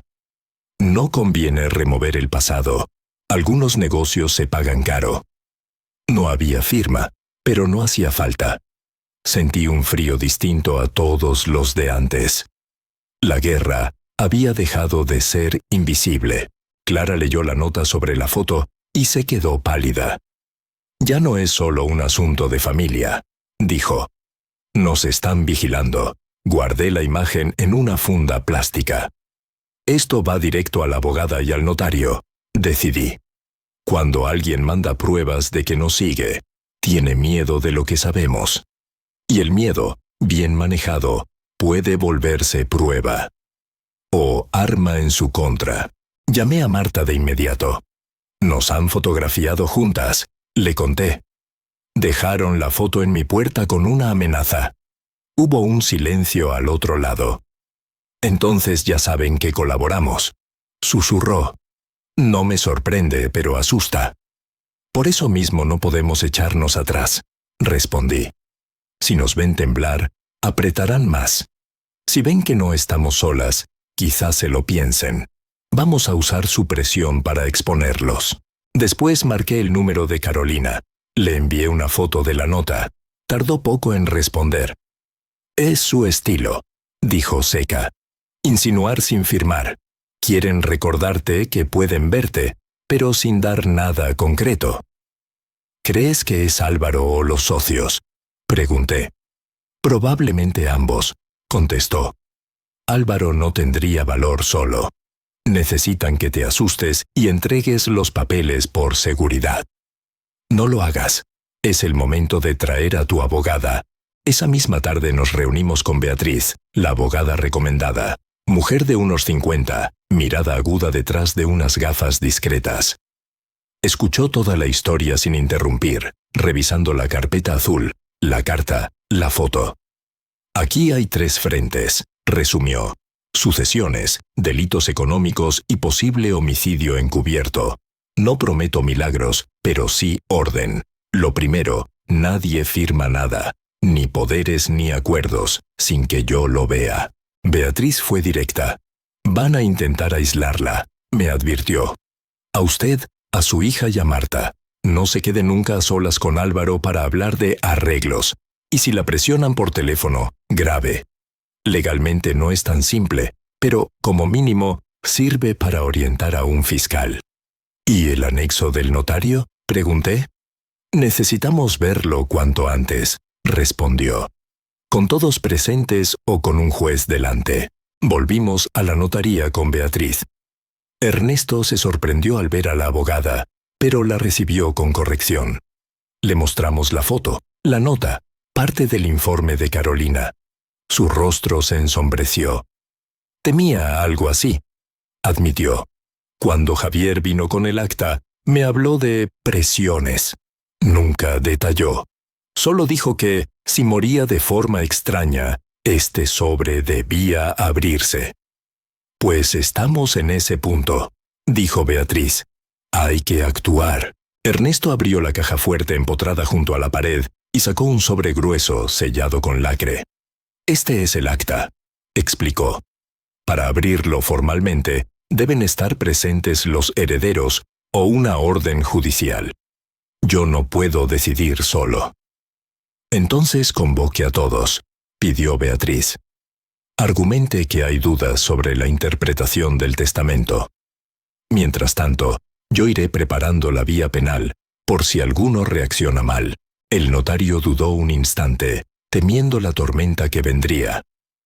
Entenderán que, cuando lo abra, no hay marcha atrás, dijo. Lo que esté escrito aquí puede cambiar no solo la herencia, sino la forma en que miran la muerte de Javier. Ya no podemos seguir mirando hacia otro lado, respondí. Llévelo a cabo, señor Gálvez. Prefiero una verdad dolorosa a seguir viviendo en esta mezcla de sospechas y amenazas. 2 días después, Clara salió del instituto y se encontró a Álvaro apoyado en el coche, esperándola. «Te acerco a casa», ofreció sonriendo. «Así hablamos tranquilos, sin tu madre dramatizando». Clara dudó, pero recordó las palabras de Beatriz. «Podemos hablar aquí», respondió. «No me gusta ir en coche desde lo de papá». Álvaro fingió comprensión. «Tu madre se está metiendo en un lío», le dijo. «Tengo amigos que no son pacientes». Mientras él hablaba, Clara dejó el móvil medio asomado del bolsillo, grabando. Álvaro continuó. «Si tu madre se empeña en sacar papeles, todos perderemos. Habrá investigaciones, periodistas. Solo quiero evitar eso. Si me ayuda a convencerla de firmar un acuerdo, tú tendrás la universidad pagada y nadie tocará la memoria de tu padre». «La memoria ya está manchada», replicó ella. «Y no por nosotras». Se marchó, dejando a Álvaro con el gesto torcido. Esa noche, Clara nos hizo escuchar la grabación. Beatriz la reproducía en bucle, tomando notas. No es una confesión, pero sí evidencia de presión y de que teme una investigación, analizó. Menciona amigos impacientes y sacar papeles. Encaja con el patrón de amenaza encubierta. Siempre habla como si protegiera a Javier, dije. Pero en el fondo, protege su propio cuello. Y tal vez el de su padre, añadió Clara, recordando lo del abuelo. Al día siguiente, la abuela apareció de nuevo, esta vez cuando yo no estaba. Clara me lo contó después. Me dijo que tú estás envenenada por esa mujer de Barcelona, relató. Que papá cometió un error, pero que pretendes destruirlo todo por orgullo. ¿Y tú qué le contestaste?, pregunté. Clara respiró hondo. Que orgullo es fingir pureza mientras se esconde un hijo y se apunta la herencia al otro. La abuela se quedó de piedra. Según Clara, la abuela se sentó, vencida. «No entiendes lo que fue vivir en esa época», le dijo. «Tu abuelo también nos humilló con otra familia, y yo tragué para que ustedes comieran. Si todo salía a la luz, nos quedábamos en la calle. No quise que te pasara lo mismo, por eso cerré los ojos. Por eso prefirió mirar a otro lado con Javier», concluí. Repitió el patrón, solo cambiando los nombres. Esa noche, releí la carta de Javier buscando algo que se me hubiera escapado. Al final, había otra postdata diminuta. «No culpes demasiado a mi madre. También fue víctima antes de ser cómplice. Romper el círculo depende de ti y de Clara». Sus palabras me enfurecieron y me enternecieron a la vez. Romper el círculo significaba también arriesgarnos a quedarnos sin apellido limpio, sin empresa, sin fachada respetable. Ernesto envió las convocatorias para la reunión aclaratoria del testamento. Un correo formal, con copia a todos, suegra, Álvaro, yo incluso Marta en representación de Diego, asesorada ya por Beatriz. La cita sería el viernes a las 11. Ese día va a ser pesado, comentó la abogada. Tendremos que mantener la calma aunque nos provoquen. Recuerden, no respondan a gritos. Dejen que hablen. Las máscaras caen solas cuando hay testigos. Antes de esa fecha, decidí visitar a Marta y a Diego. Los encontré en un pequeño parque cerca del hostal. Diego jugaba con un coche de juguete, ajeno a todo. «Tú debes ser Lucía», dijo él mirándome con curiosidad. «Mamá me dijo que eres amiga de papá Javi». La frase me atravesó. Me agaché a su altura. «Más que amiga», respondí. «Fui su esposa, pero tú y yo también estamos conectados, aunque cueste entenderlo». Diego me enseñó su coche. «Papá Javi me regaló uno igual, pero rojo», contó. Dijo que cuando fuera mayor me enseñaría a conducir y que iríamos a ver el mar juntos. Marta apartó la mirada, mordiéndose el labio. «¿Y ahora quién me va a enseñar?», preguntó el niño, serio. Tragué saliva. «No lo sé aún», dije. «Pero te prometo algo. No dejaremos que nadie se olvide de lo que te prometió, ni de lo que nos hizo». Marta y yo hablamos mientras Diego se distraía con los columpios. «Temo que tu suegra quiera quitarme la custodia», confesó. «Ahora que el testamento reconoce a Diego, pueden usar eso para decir que es mejor que viva con ellos, en un ambiente más estable». «No lo permitiré», respondí. «No eres perfecta, yo tampoco, pero has criado sola a este niño mientras ellos vivían de apariencias, y además, legalmente no lo tienen tan fácil como creen». Esa tarde, Clara vino al parque a conocer a Diego. Estaba tensa. El niño la miró con curiosidad. «¿Tú quién eres?», preguntó. «Soy Clara», respondió. «La hija mayor de papá Javi». Diego frunció el ceño. «Entonces, ¿somos hermanos?», Clara dudó. «Medio hermanos», aclaró. «Es complicado, pero sí». Él sonrió, satisfecho con la palabra. «Medio hermanos suena a que estamos a la mitad». «Yo quiero ser entero», dijo, ingenuo. Clara se rió por primera vez en días. «Tienes razón», admitió. «No es tu culpa lo que hicieron los mayores. Si tú quieres, podemos ser hermanos enteros». Diego asintió con entusiasmo. Los vi correr juntos hacia el tobogán, y algo en mi interior se recolocó. Tal vez esta familia rota podía dibujarse de otro modo. No más secretos, no más hijos en las sombras. Solo personas intentando reparar lo que otros quebraron. El día antes de la reunión, nos vimos en el despacho de Beatriz para ultimar detalles. Carolina también acudió. «Yo no entraré en la sala», aclaró. «Me quedaré cerca, por si hace falta confirmar documentos o llamar a alguien». Beatriz nos miró una por una. «Si Álvaro se sale de control, no respondan», pidió. «Yo interveniré. Y si las amenazas se hacen explícitas, llamaremos a la policía desde allí mismo. No están solas. Dejamos copias de todo en varios sitios, con Beatriz, con Carolina, en un sobre sellado en casa de una amiga mía, maestra. Si algo me pasa, abre esto y llévalo a la fiscalía», le pedí. No quise dramatizar, pero sentí la necesidad de cubrir todas las salidas. Esa noche, mientras preparaba la ropa para el día siguiente, me sorprendí temblando. No por miedo a perder dinero, sino por miedo a lo que íbamos a escuchar. Pasadas las 10, sonó mi móvil. «Álvaro». Dudé y contesté con el altavoz, grabando en segundo plano. «Mañana no hace falta montar espectáculo, Lucía», empezó. «Podemos arreglarlo entre tú y yo». «¿Arreglar qué?», pregunté. «Lo del seguro, por ejemplo», soltó demasiado rápido. «Ya sabes, esas cosas que Javier firmó sin entender. Si no lo sacas a relucir, yo me aseguro de que tú y Clara vivan cómodas. Si insistes, nadie gana». Mi silencio lo incomodó. «¿Qué seguro, Álvaro?», pregunté al fin. En la lectura del testamento nadie mencionó ninguno. Se corrigió, torpe. «Son tecnicismos. Pólizas cruzadas. Cosas de empresa, balbuceó. No hace falta que te metas. Pues ya estoy dentro, respondí. Mañana hablaremos delante del notario y de mi abogada. Colgó sin despedirse. Envié la grabación a Beatriz y a Carolina. Ahora teníamos la confirmación de que el seguro existía. A primera hora, Beatriz llamó a la aseguradora como mi representante legal. Su tono fue cortés pero inflexible.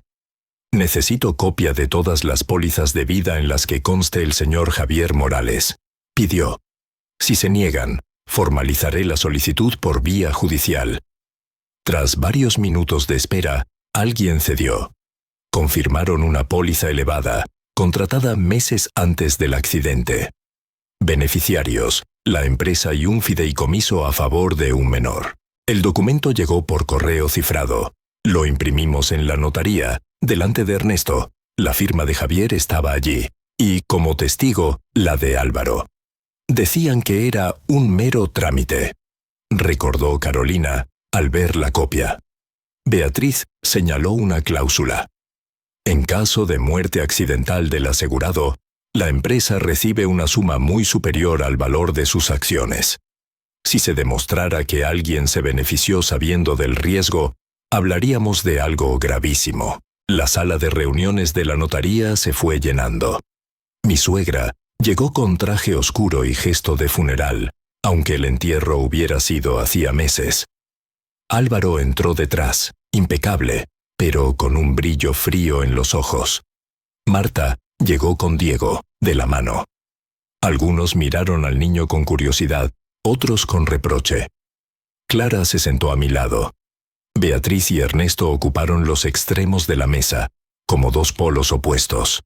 No entiendo qué hace ella aquí, dijo mi suegra, mirando a Marta como si fuera un intruso.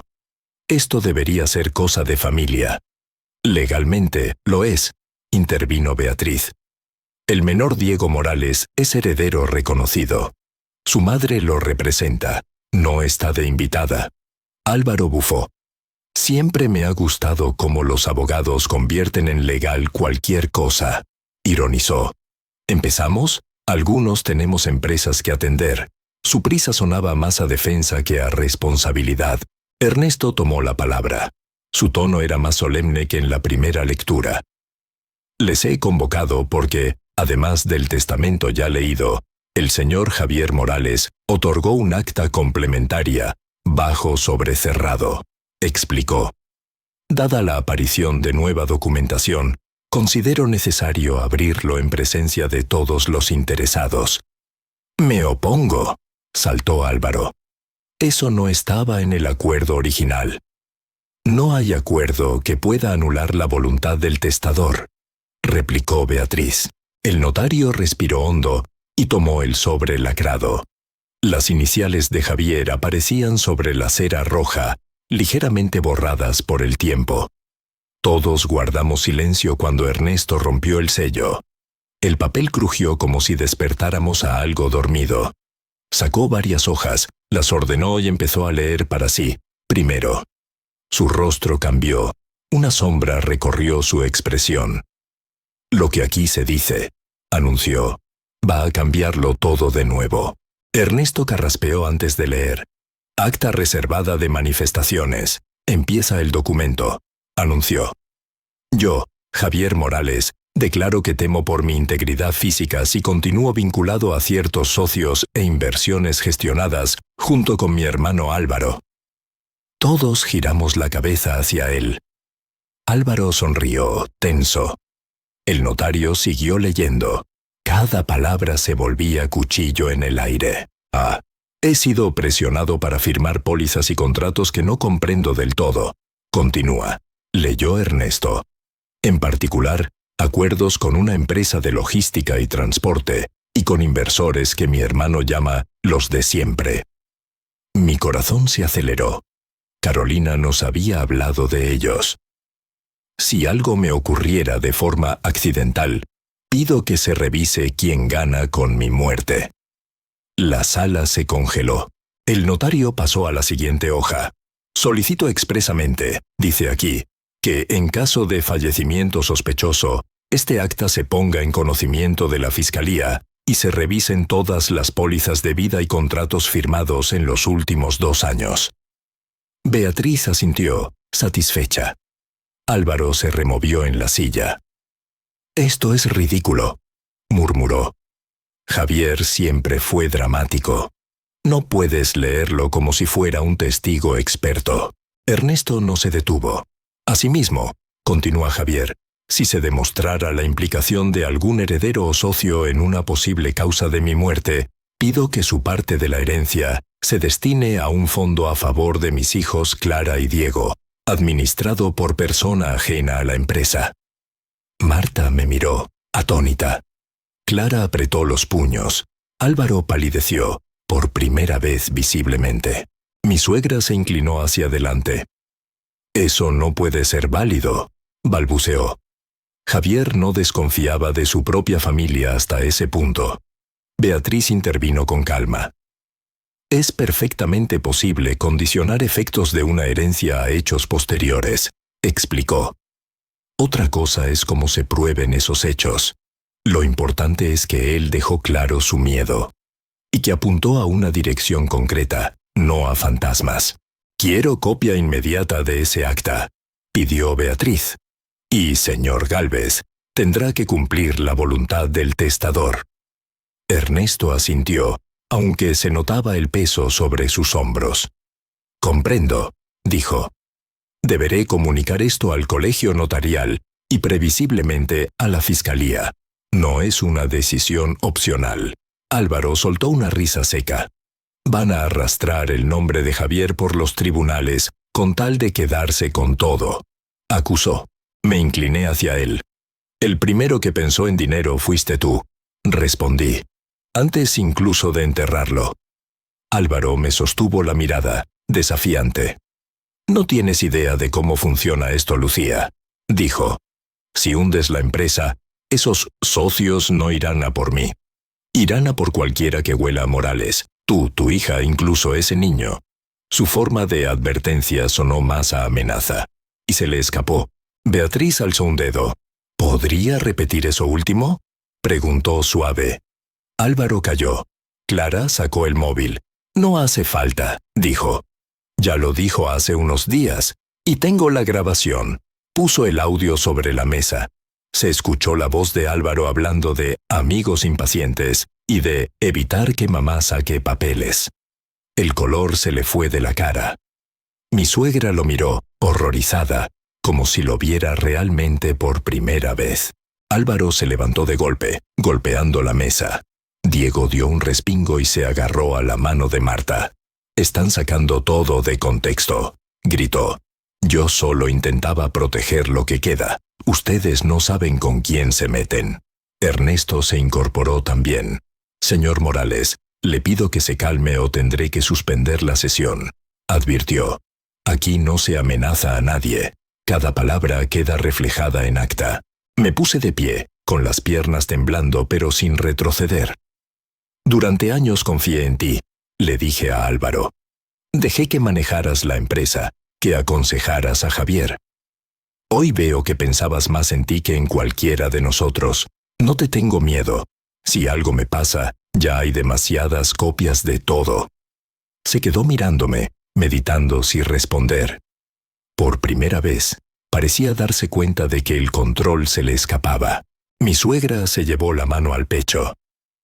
«Álvaro, dime que no tiene que ver con tu padre, con lo que hizo él», susurró. «Dime que no has repetido la historia». Él cerró los ojos un segundo. «Solo intenté que no nos quitaran lo nuestro», contestó. «Para una vez que la vida nos ponía por delante, no iba a dejar que Javier lo arruinara con sus remordimientos». Ese «adelante» sonó a demasiado cerca de la muerte. Beatriz tomó la palabra, con voz firme. «Tenemos un acta en la que el fallecido expresa miedo concreto, una póliza que beneficia a su empresa en caso de muerte, grabaciones de presiones y una fotografía que demuestra vigilancia», enumeró. «No es un caso cerrado, pero sí un cuadro bastante serio. No podemos ignorarlo». Es nuestra obligación legal comunicarlo, aunque a nadie le guste. Miró a Ernesto. Él asintió, grave. Voy a redactar ahora mismo una diligencia complementaria, anunció Ernesto. Y después llamaré a la fiscalía para informar de la existencia de este acta y de la nueva documentación. A partir de ahí, ellos decidirán los pasos. Yo he cumplido con Javier. Esto es una locura, susurró mi suegra. Van a poner su nombre en los periódicos. Quizá así vean quién era de verdad, murmuró Clara. No el héroe perfecto, pero tampoco el único culpable. Álvaro se acercó al notario bajando el tono. Ernesto, piénsalo bien, dijo. Tu despacho vive también de empresas como la nuestra. Si haces esto, nadie confiará en ti. Podemos encontrar otra salida, algo discreto. Ernesto lo miró, dolido. Mi despacho vive de cumplir la ley, respondió. Y de dormir por las noches. No me utilice como lo hizo con su hermano. No estoy dispuesto a ser cómplice. Sentí que había llegado mi turno. Saqué el sobre azul del bolso y lo puse sobre la mesa, junto a las hojas del acta. Aquí hay más, dije. Contratos, correos, un informe completo redactado por Carolina, la excontable. Álvaro abrió los ojos de par en par. ¿Carolina?, repitió. Sigue metiendo las narices. Pensé que había aprendido a desaparecer. Esa frase bastó para confirmar que sabía más de lo que admitía. Carolina está cerca, anuncié. No en esta sala, pero sí en el edificio. Si hace falta, puede venir y declarar que estas copias son fieles a los originales que guardó. Beatriz miró a Ernesto. Sería útil, dijo, como mínimo para garantizar cadena de custodia. El notario dudó un segundo y luego asintió. La recepcionista salió a buscarla. El solo hecho de nombrarla hizo que el ambiente subiera varios grados de tensión. Cuando Carolina entró, la sala se quedó en silencio. Llevaba la misma serenidad tensa que en la cafetería. Álvaro sonrió con desprecio. Mira quién vuelve, soltó. La empleada resentida. Seguro que lo grabaste todo por venganza. Ella lo sostuvo con la mirada. Grabé para no volverme loca, respondió. Tú mismo dijiste una vez que Javier dependía de seguir respirando para que la póliza valiera la pena. Si hace falta, repito tus palabras ante un juez. Mi suegra miraba a uno y otro, perdida. No entiendo, murmuró. ¿Están diciendo que la muerte de mi hijo fue planeada? Nadie lo ha probado aún, dijo Beatriz. Pero hay motivos suficientes para investigarlo, y su otro hijo no está precisamente ayudando a disipar las dudas. Álvaro apretó la mandíbula. Quieren hundirme a mí para limpiar la conciencia de Javier, escupió. Él firmó tanto como yo. Que no se haga la víctima desde la tumba. Álvaro se levantó. Yo no me quedo a este circo, anunció. Me voy a mi despacho. Y dejará constancia de que abandonó la reunión cuando se habló de llamar a la policía, replicó Beatriz. Es su derecho, pero no es buena imagen. Mi suegra lo agarró del brazo. No te vayas, pidió temblando. Si no has hecho nada, no tienes por qué huir. Él dudó, por primera vez dividido entre su impulso y el juicio de los demás. Diego tiró suavemente de la manga de Marta. «Mamá», susurró, ¿van a llevar al tío Álvaro a la cárcel? La pregunta flotó en la sala. Nadie respondió de inmediato. Lo miré, sintiendo el peso de todos los niños que sufren por decisiones ajenas. Eso lo decidirán los jueces, dije al fin. Lo importante es que nadie más resulte dañado. Ni tú, ni Clara. Ni nadie que no haya elegido estar en esto. Los minutos hasta la llegada de la policía se hicieron eternos. Ernesto redactaba notas, Beatriz ordenaba papeles, Carolina revisaba mentalmente las fechas. Mi suegra rezaba en silencio, moviendo los labios. Marta y Clara se quedaron junto a Diego, contándole cosas triviales para distraerlo. Yo observaba la escena desde la cabecera de la mesa, consciente de que nada volvería a ser como antes de esa mañana. Cuando los dos agentes entraron, el murmullo se apagó. Mostraron sus placas, se presentaron y preguntaron quién había solicitado su presencia. Ernesto levantó la mano. «Yo», dijo. «Como notario y custodio de estos documentos, necesito que quede constancia policial de lo que aquí se ha leído». Beatriz tomó la palabra y resumió con precisión la existencia del acta, de las pólizas, de las grabaciones y de la nota amenazante. Uno de los agentes hojeó la copia de la póliza. «¿Quién firmó como testigo?», preguntó. «Yo», admitió Álvaro al fin. «Pero Javier era quien la quería. Tenía miedo de que, si algo pasaba, ustedes se quedaran sin nada. Yo solo le conseguí la mejor oferta». «¿Y por qué habló con su sobrina de amigos impacientes?», preguntó el otro. Álvaro abrió la boca y la cerró, atrapado entre versiones. Clara sacó el móvil. «Porque me dijo esto», explicó. Puso la grabación del encuentro en la salida del instituto. En la sala se escuchó la voz de Álvaro hablando de evitar papeles y de amigos que no son pacientes. Los agentes se miraron. «Tomaremos copia de esto también», dijo uno. «No es prueba definitiva, pero sí un indicio del clima en que se movían. Señor Morales, le aconsejo que consiga abogado penalista». Mi suegra se levantó tambaleándose. «Necesito un momento», murmuró. Fui tras ella al pasillo. Se apoyó en la pared, pálida. Tal vez debí escuchar más a Javier cuando decía que quería salir de esos negocios. Susurró. Siempre pensé que exageraba, como su padre, que al final no pasaría nada. ¿Sospechó del accidente?, pregunté. Cerró los ojos. Pensé que era castigo de Dios, no de hombres, respondió. Y me callé. La miré, sin suavizar del todo. Ahora tiene la oportunidad de no callarse, dije. Si sabe algo, aunque sean frases, reuniones, comentarios, dígaselo a esos agentes. Su testimonio puede inclinar la balanza, no solo para Javier, también para Clara y Diego. No se lo pido como nuera, se lo pido como madre de sus nietos. Ella respiró hondo. Por primera vez, pareció escucharme no como enemiga, sino como aliada posible. Regresamos a la sala. Los agentes tomaban declaración informal a Ernesto. Mi suegra pidió hablar. Mi hijo me dijo hace meses que quería romper con los socios, contó. Yo le dije que no fuera tonto, que los hombres siempre amenazan más de lo que hacen. También me dijo que Álvaro estaba jugando con fuego y que si él moría, quería que sus hijos estuvieran lejos de todo. No supe que había dejado por escrito ese miedo.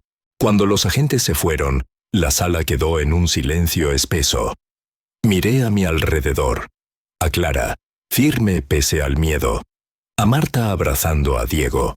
A Carolina guardando de nuevo su tímida valentía. A mi suegra, encogida en la silla. A Álvaro, con la corbata aflojada, respirando rápido. Comprendí que ya no era solo la viuda engañada. Éramos testigos y piezas de algo más grande. Y no pensaba retroceder. Cuando todos se fueron dispersando, Beatriz se quedó a mi lado. «Ahora empieza lo difícil», dijo. «Habrá meses de espera, de papeles, de declaraciones. Pero hoy se rompió el secreto más pesado». Sentí el cansancio caerme encima de golpe. Ernesto se acercó. «Señora Morales», añadió, «su esposo quería justo esto, que no fueran víctimas silenciosas. Lo ha conseguido, aunque a un precio cruel».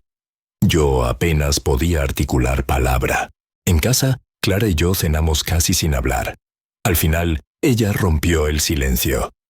«Tengo miedo», confesó, «de que no les pase nada, o de que nos señalen a nosotras».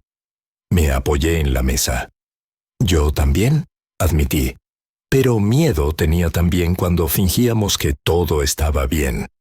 Prefiero temblar diciendo la verdad que dormir tranquila encima de una mentira. Clara asintió, con lágrimas contenidas. «Entonces sigamos», dijo, «hasta el final». Las semanas siguientes fueron un desfile de pasillos oficiales. Fiscalía, declaraciones ante un funcionario serio que tomaba nota sin levantar la vista. Carolina relató reuniones, correos, amenazas veladas. Marta contó las llamadas de Álvaro, sus ofertas. Mi suegra habló de frases que había querido olvidar.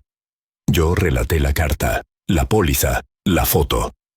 Cada vez que pronunciaba muerte accidental, sentía un nudo en la garganta. Pidieron reabrir el expediente del accidente. Volvieron a revisar el coche, las fotos, los informes del taller que lo había revisado días antes. Un perito declaró que los frenos presentaban una manipulación difícil de justificar como simple desgaste. El informe no decía asesinato, pero decía intervención externa probable. Esa expresión técnica bastó para que el caso dejara de ser un lamento y pasara a ser una sospecha formal. Un día, Beatriz llegó a casa con el rostro serio. «La fiscalía ha presentado cargos», anunció.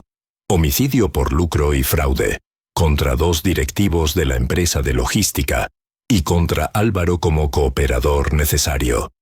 Sentí una mezcla extraña de alivio y dolor. Era mi cuñado, el tío de Clara, el hijo de mi suegra, pero también el hombre que había jugado con la vida de Javier como si fuera una cifra más en una póliza. Los periódicos empezaron a hablar del caso Morales. Fotos de Javier recortadas de revistas empresariales, titulares sobre herencia envenenada y accidente bajo sospecha. Clara dejó de mirar noticias. «No quiero que papá se quede solo en un escándalo», me dijo. Era más que eso. Le prometí que, si hablaba con algún periodista, nunca olvidaría decir que él también se equivocó, pero al final intentó corregir el rumbo. El juicio llegó casi un año después. La sala estaba llena. Declaré mirando al juez, no a Álvaro. Conté lo que sabía, lo que había leído, lo que había sentido al recibir la llamada del notario. La defensa intentó pintar a Javier como un conductor temerario, un empresario sobrecargado. Pero las grabaciones, el acta, la póliza y el informe pericial formaban un dibujo difícil de borrar con palabras bonitas. Carolina escuchó sus propias grabaciones en el altavoz del tribunal. La voz de Álvaro hablando de que al menos sirva de algo si pasa lo peor. Las risas incómodas de los socios. Marta relató la oferta del poder sobre la herencia de Diego. Mi suegra, temblando, reconoció que había minimizado los miedos de su hijo.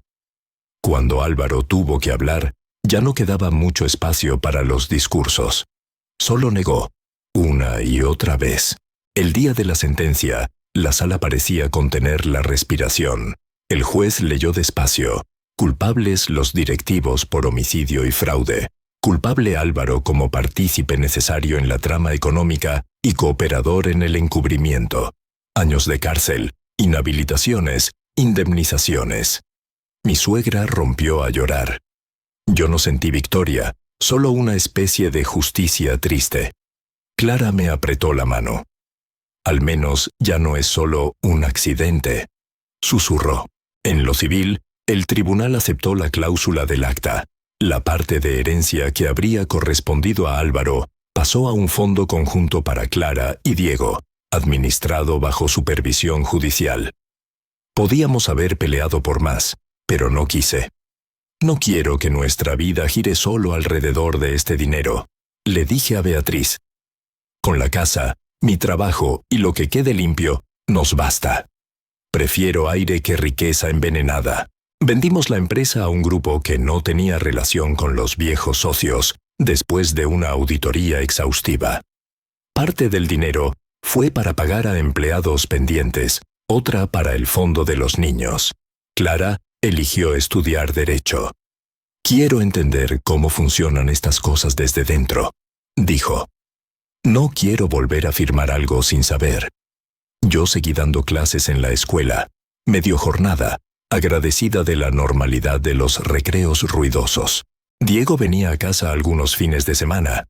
Al principio, mi suegra lo miraba con distancia. Un día, Él se acercó con un dibujo. ¿Es usted la abuela de Clara y mía o solo de Clara?, preguntó sin malicia. Ella miró el papel. 3 figuras, 2 mayores y 2 pequeñas. «De los 2», respondió con un hilo de voz. «Si tú quieres». Diego sonrió satisfecho. A veces, los niños abren puertas que los adultos cerramos durante años. Marta encontró trabajo estable en una asesoría pequeña. No ganaba lo que prometía la herencia, pero dormía mejor. Aprendimos a coordinarnos, horarios, visitas, decisiones escolares, sin abogados de por medio. Nunca pensé que acabaría tomando café con la esposa de mi amante, me dijo un día, con ironía suave. Y menos, sintiendo que somos algo parecido a un equipo. Le respondí que la vida real no cabe en las etiquetas de buena o mala. Carolina se mudó definitivamente fuera de la ciudad. Trabaja en una ONG que ayuda a víctimas de estafas financieras. De vez en cuando, manda un correo breve. Sigo aquí. No me he escondido más. Ernesto continúa en su notaría. Cada Navidad, recibo una tarjeta sobria con un «Le deseo menos sobres lacrados y más buenas noticias». Yo le respondo con una foto de Clara y Diego. Él sabe leer entre líneas. Seguimos en pie. Un año después de la sentencia, volví sola al cementerio. Llevé flores sencillas, sin la familia extendida alrededor. Me senté frente a la lápida de Javier. «Sabes», le dije, «al final tu miedo tenía razón, y tus decisiones cobardes también nos hicieron daño. Pero hiciste algo importante. Dejaste señales. No nos dejaste del todo a oscuras. Habría sido mejor que hablaras en vida, sí. Aún así, recogimos tus migas de verdad y construimos nuestro propio camino». Pensé en mi suegra y en su silencio ante la infidelidad de su marido, en cómo ese silencio se repitió con Javier y casi con Álvaro. Pensé en cuántas familias viven así, llenas de secretos que todos conocen pero nadie nombra. Yo no voy a seguir ese guión, me prometí. Clara y Diego sabrán quién fue su padre, con lo bueno y lo malo, y sabrán que, cuando llegó el momento, elegimos la verdad y no la apariencia. Ese verano, alquilamos un coche y fuimos los 3 al mar. Clara conducía con cuidado obsesivo. Diego cantaba en el asiento trasero. Papá Javi dijo que me llevaría a ver el mar, recordó el niño, cuando las olas aparecieron al fondo. Pues mira, le respondí, lo estamos cumpliendo entre todos. Nos sentamos en la arena, sin grandes discursos. Solo el ruido del agua y 2 hermanos enteros, no medio, construyendo un castillo. A veces por la noche, aún sueño con la llamada del notario, con su voz temblorosa diciendo que tenía algo que contarme. Durante mucho tiempo pensé que ese día había destruido mi vida. Ahora lo veo distinto. Ese día se rompió una mentira que ya me estaba rompiendo a mí. No elegí el contenido del testamento, pero sí lo que hice con lo que descubrí. Ahí empezó de verdad mi propia historia. Si algo aprendí de todo esto, es que los papeles no solo reparten dinero, también desentierran verdades. Un testamento puede humillar o puede ser la última oportunidad de corregir un daño. Javier hizo las 2 cosas a la vez. Yo pude haber cerrado los ojos. En cambio, miré de frente, aunque doliera. No cambié el pasado, pero cambié la herencia que de verdad importa. La de callar o la de hablar. Elegí hablar.